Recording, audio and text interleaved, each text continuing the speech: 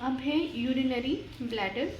आपने ये main heading लिखी, फिर आपने एक सर्कल बनाया। ब्लैडर जैसे वो गॉल ब्लैडर होता है कि उसमें जब वो ये जो यहाँ पे हिस्टोलॉजी बता रहे हैं, वो जब ब्लैडर एम्प्टी होता है ये तब की हिस्टोलॉजी बता रहे हैं। मतलब कि इसमें क्या होंगे, फोल्स होंगे। तो ये जब ब्लैडर एम्प्टी होगा तो यहाँ पे ये फोल्स होंगे। तो आपको मतलब फोल्स जो है ना, इन फोल्स को, ये क्या है, ये म्यूकोसा है। तो ये जो म्यूकोसा है, ये इसके जो फोल्ड्स बन रहे हैं ये म्यूकोजल फोल्स हैं। अब इन फोल्स को हमें थोड़ा कम बताना है, क्योंकि ब्लैडर क्या है कि ब्लैडर भरता है और फिर उसके बाद खाली होता है, भरता है और खाली होता है। तो इसमें मसल्स ज़्यादा आएंगी, इसलिए आपको ये जो म्यूकोजल एपिथेलियम है वो थोड़ी कम बतानी है और मसल्स आपको ज़्यादा बतानी है।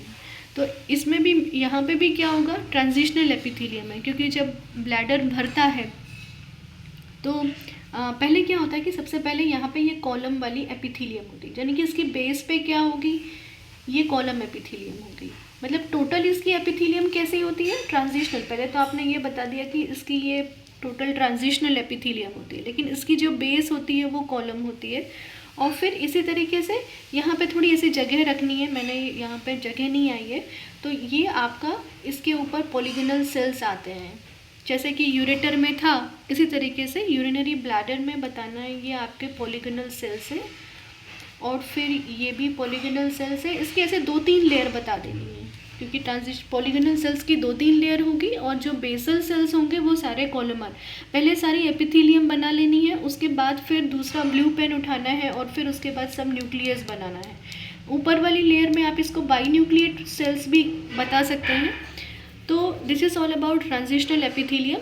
इसके बाद ऐसे पेंसिल को फ्लैट करना है और पूरा का पूरा यहाँ लेमिना प्रोप्रिया, इस तरीके से यहाँ पे लेमिना प्रोप्रिया बता देना। So this is all about lamina propria. फिर यहाँ पे क्या है कि इसमें मसल्स ज़्यादा होते हैं, तो हम क्या बताएंगे कि यहाँ पे ये जो मसल्स हैं ये स्मूथ मसल्स हैं, तो ये हो जाएंगे आपके, थोड़े ज़्यादा बताने हैं, ये ऊपर और ये नीचे। सो ये क्या होंगे, this is the longitudinal muscles. तो आपको ये मसल्स बतानी है, ये ऐसे मसल्स बता देना है।